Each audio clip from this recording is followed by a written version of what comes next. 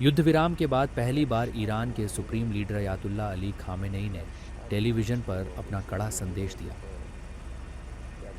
अपने संबोधन में खामेनेई ने अमेरिका और राष्ट्रपति डोनाल्ड ट्रंप को सीधी चेतावनी देते हुए कहा कि ईरान की मिसाइलें अब अमेरिका के प्रमुख सैन्य ठिकानों तक पहुंचने की क्षमता रखती हैं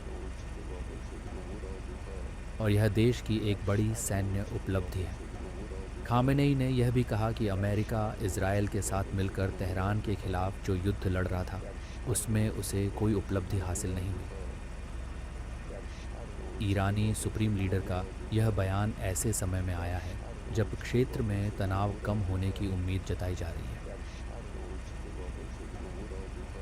लेकिन उनका यह भाषण फिर से संकेत देता है कि ईरान पीछे हटने को तैयार नहीं।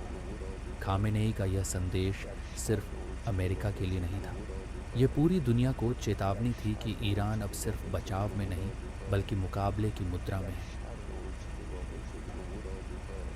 उस सभी हंगामे और उन सभी दावों के साथ ज़ायोनी शासन व्यावहारिक रूप से इस्लामिक गणराज्य के प्रहारों के तहत ध्वस्त हो गया और कुचल दिया गया।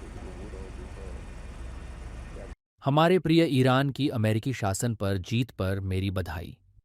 अमेरिकी शासन ने सीधे युद्ध में प्रवेश किया क्योंकि उसे लगा कि अगर वह ऐसा नहीं करता तो ज़ायोनी शासन पूरी तरह से नष्ट हो जाएगा। उसने उस शासन को बचाने के प्रयास में युद्ध में प्रवेश किया, लेकिन उसे कुछ हासिल नहीं हुआ। इस्लामिक रिपब्लिक ने अमेरिका के चेहरे पर जोरदार तमाचा मारा।